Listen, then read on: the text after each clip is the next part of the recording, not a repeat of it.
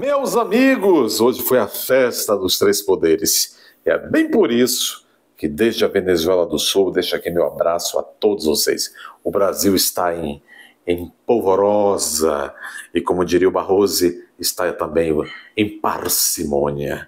Há muita harmonia entre os três poderes, tanta harmonia que a Constituição está arrepiada.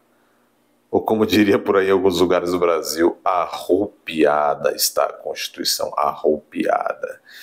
Hoje, então, foi a abertura do ano legislativo, hoje foi a abertura também do judiciário, volta-se a trabalhar, tomaram posse os presidentes da Câmara Federal e o presidente também do Senado Federal. Eu olho assim, quando eu comecei a acompanhar a política, ninguém vai lá colocar a mão no fogo por ninguém, mas o sujeito para chegar à presidência da Câmara, o sujeito era um grande, assim, um cara larga experiência, sapiência, formação às vezes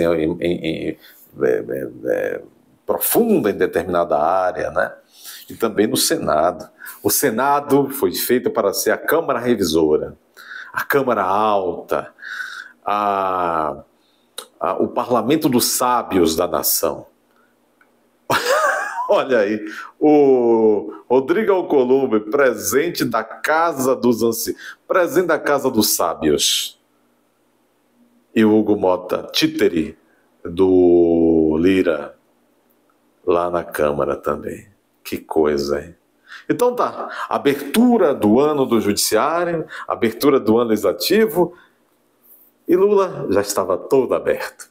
Não, já estava aberto desde sempre, né? O Lula estava todo aberto. Muito bem. Então, houve lá o congraçamento, as falas, a rasgação de seda entre... O Barroso soltou frases assim, barrosianas. Vamos começar esse cortejo fúnebre de notícias. Vamos lá. Está aqui na CNN Brasil, que é um dos porta-vozes do governo Espantalho, Alcolumbre e Mota, presidentes aí do Congresso, da Câmara e do Senado, né, tentarão neutralizar a aliança de Lula com o STF. Interessante. Aliados dos novos presidentes das casas avaliam que diferença de estilo entre Pacheco e Lira acabou por fragilizar a defesa do Congresso perante o avanço do Executivo e do Judiciário. Quando dizia assim, porque o Congresso ficou muito vulnerável, as duas casas ficaram muito vulneráveis diante do governo Espantalho e da Suprema Corte. Por que diferença de estilo? Porque o Lira, ele mordia e assoprava em busca dos seus próprios interesses, não da nação. Mas Pachecozinho era pior. Pachecozinho se vendeu arreganhadamente desde o primeiro momento. Deus o puna por fazer o que fez com a nação. Interlocutores do novo presidente da Câmara, Hugo Mota, e do Senado, Davi Alcolumbre, apontam que o grande fato novo deste recém-eleito comando do Congresso Nacional será uma união de forças entre as duas casas para tentar neutralizar o que ambos consideram, ambos os novos presidentes, uma aliança política do Palácio do Planalto e do Supremo para fragilizar o Legislativo. Nisso eles têm razão. Vocês viram este homem, como é o nome, rapaz? Este Flávio Dino, agora que está fantasiado de ministro, mandou a Polícia Federal para cima dos congressistas. Questão do emendão. Interessante que o Alcolumbre tomou posse hoje já pedindo emendão. Seria uma mudança na rota da atual legislatura até agora, cujo ex-presidentes Rodrigo Pacheco e Arthur Lira tinham divergências quanto à agenda legislativa e principalmente com a postura em relação a Lula e ao STF. Pacheco se aproximou de ambos, enquanto cabia a Lira uma postura mais agressiva. Pacheco se aproximou de Lula e do STF. A diferença de estilo entre Pacheco e Lira, avaliam aliados Alcolumbre e Mota, acabou por fragilizar a defesa do Congresso perante o avanço do Executivo e do Judiciário contra o controle das emendas parlamentares, por exemplo. A ideia é que os novos presidentes unidos façam uma defesa mais veemente da posição do parlamento sobre o assunto. A União, na largada, terá por princípio a revisão de procedimentos adotados por Lira, que o Senado entende que saiu prejudicado, como o esvaziamento das comissões mistas para análise de medidas provisórias e o fim da prática da Câmara de anexar projetos do Senado e outros similares da Casa, fazendo com que o processo legislativo seja zerado e os deputados deem a palavra final na tramitação. Isso é o que estava valendo. Antes da eleição, ambos se reuniram e trataram desses assuntos. Mas será a guerra das emendas que a união entre Alcolumbre e Mota deverá ser mais afinada? É claro! Eles vão se juntar pelo vil metal. Eles não estão pelo Brasil, estão por eles mesmos. Isso é novidade para quem?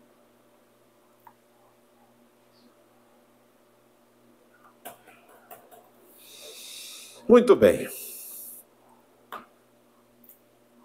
Luiz Roberto Barroso, também no dia de ontem, segunda-feira, disse o seguinte: as instituições venceram e o Brasil voltou à normalidade, afirmou Barroso. Que bonito isso. Isso nós vamos analisar propriamente em seguida. 3 poderes são unidos pelos princípios da Constituição, diz Barroso, o garboso, em solenidade. O presidente do STF destacou a independência dos poderes em ato que contou independência dos poderes. Eu ouvi independência dos poderes em ato que contou a presença do presidente da República. Alguns chamam maldosamente de o espantalho, ou o nomeado, da Câmara e do Senado. Vamos ouvir o Barroso, presidente do Supremo Tribunal Federal. Abriu o ano do Judiciário em solenidade com a presença do presidente Luiz Inácio e dos novos presidentes do Congresso.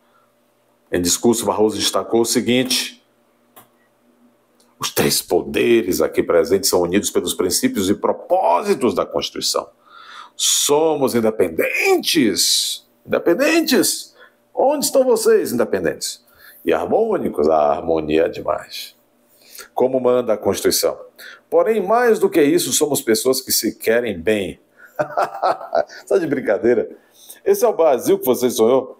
Vocês querem, de fato, homens públicos que façam cada qual seu papel, respeitando efetivamente a Constituição? Ou vocês querem homens públicos que fiquem como ontem? 1.500 pessoas foram convidadas para o regabofe dessa gente. E aqui Barrosinho disse que o principal é que eles, os 3 poderes, na cúpula, não no baixo clero dos 3 poderes, está aqui, ó. O principal não é nem a independência nem a harmonia, o principal é que somos pessoas que se querem bem e, acima de tudo, querem o bem do Brasil. Eu achei que a ênfase maior ele botou no... Olha, Brasília, viu? Brasília não é de Deus. Barroso ainda afirmou que divergências entre os poderes são naturais e defendeu o papel do judiciário. A ladainha, né, gente? Ladainha.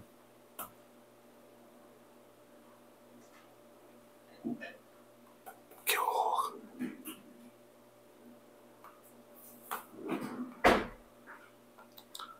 Que horror. E ele disse: as instituições venceram. Barroso disse: as instituições venceram. É aquela, parece reminiscência daquilo: nós derrotamos o bolsonarismo. As instituições venceram. Venceram de um jeito muito controverso, Barroso. E o Brasil voltou à normalidade. Normalidade? O Brasil está como que vivendo um déjà vu da República Velha. Nós estamos vivendo como se fosse um remix da República Velha. Um compadrio asqueroso. Vocês não sentem no ar este compadrio? Essas pessoas que querem... O principal é que nós nos queremos bem. Vocês não acordam às vezes com nojo desse negócio todo, não?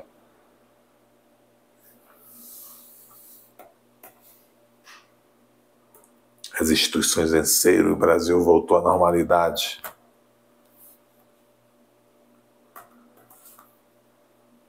As instituições venceram quem? O povo? O povo foi vencido?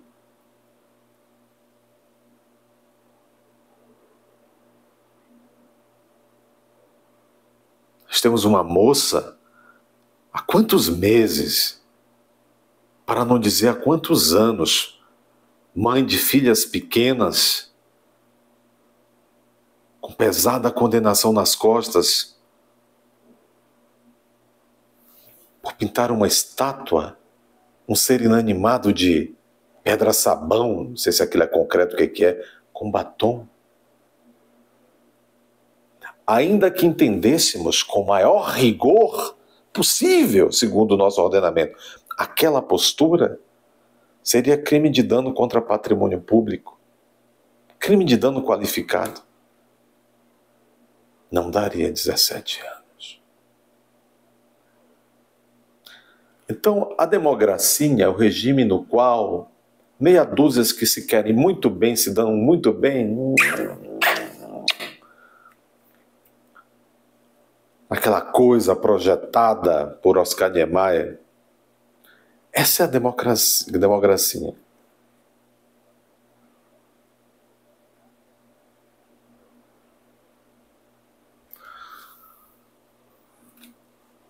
Que horror. Apenas para terminar, para que não digam que eu também não falei de flores, né?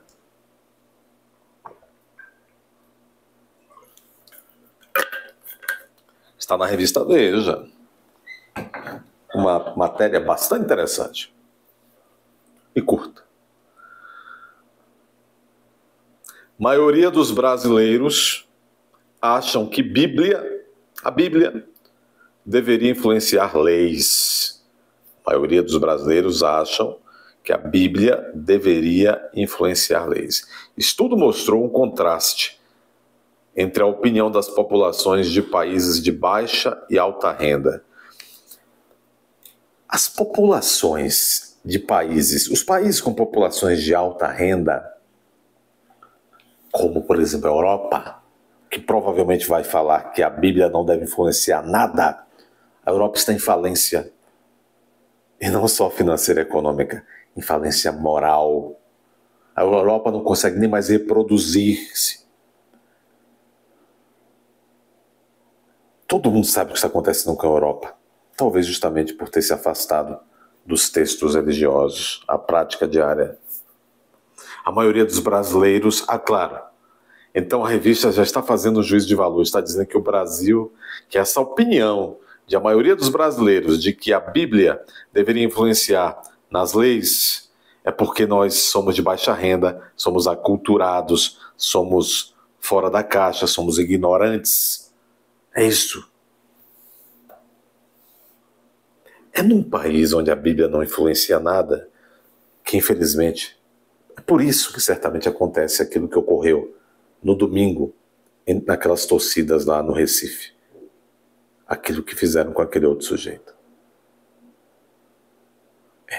A maioria dos brasileiros acham que Bíblia deveria influenciar leis. Estudo mostrou um contraste entre a opinião das populações de países de baixa, que seriam nós, e alta renda, que seriam a Europa, degenerada e em baixa e em decadência.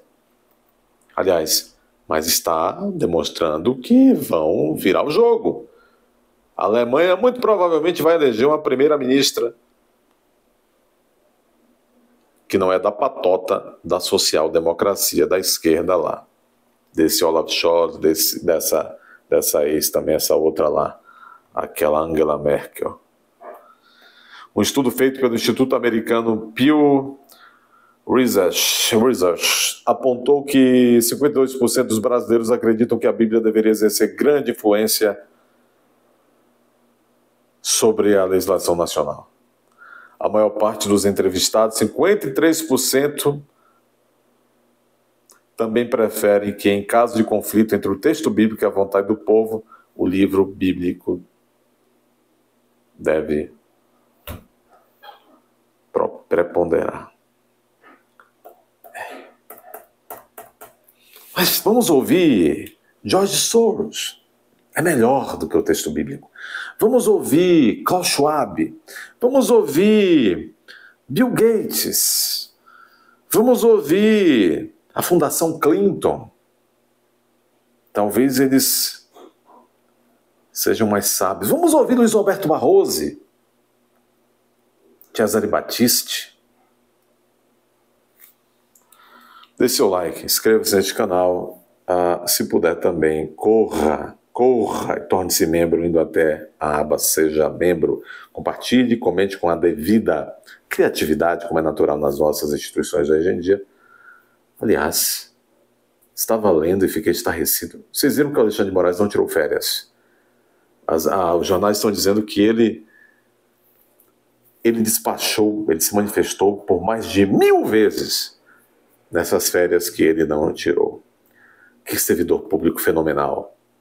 O nosso. Eu cresci achando que fenômeno era o camisa 9, o Ronaldinho, o Nazário. Mas o fenômeno mesmo é o Dr. Xandão. Um abraço a todos vocês. Assim, quem se tornar membro vai ter desconto na aquisição das belíssimas camisetas da nossa Venezuela do Sul.